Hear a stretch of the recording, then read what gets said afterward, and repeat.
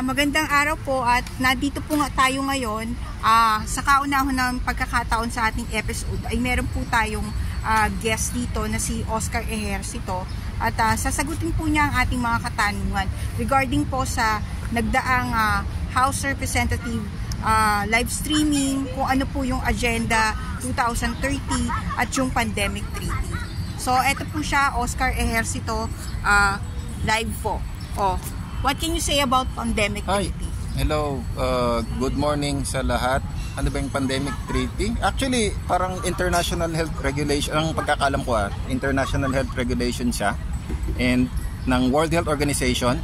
So, ibig sabihin, tayo, dahil signatory tayo at saka member tayo ng United Nations, ang Pilipinas, magkakaroon sila ng isang regulation, halimbawa sa health protocol.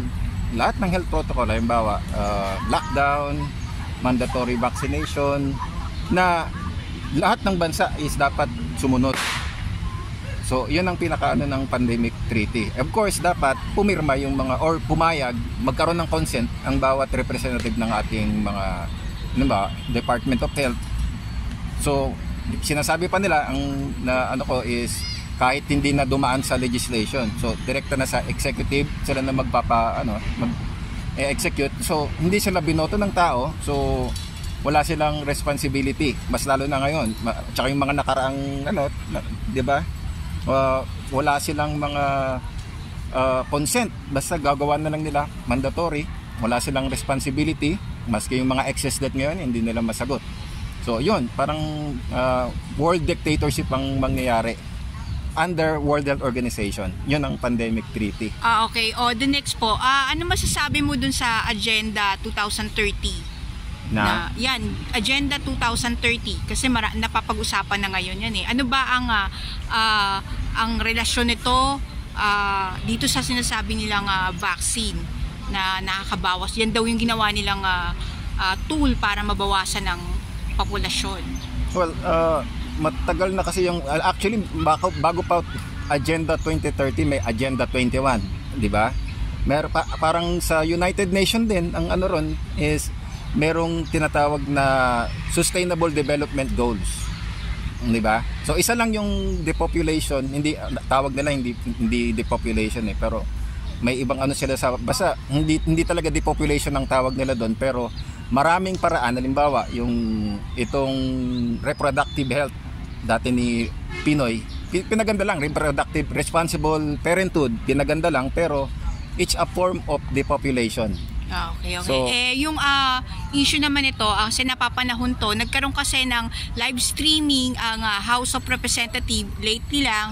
Ano masasabi mo dito? Sa tingin mo, anong magiging impact nito sa mga mamamayan?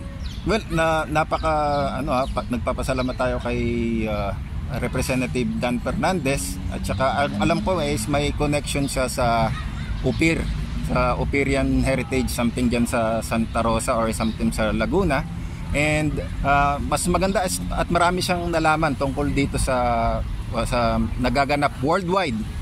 Masayang-masaya ako na ungkat ang halos lahat ng mga pinaglalaban natin.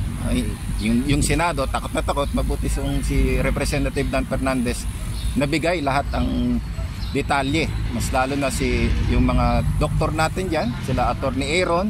So salamat sa kanila at nailabas at last after 2 years yung pinaglalaban natin na hirap ma-media. Hindi rin nila ma-media ng mga social media at mga mainstream media. Okay.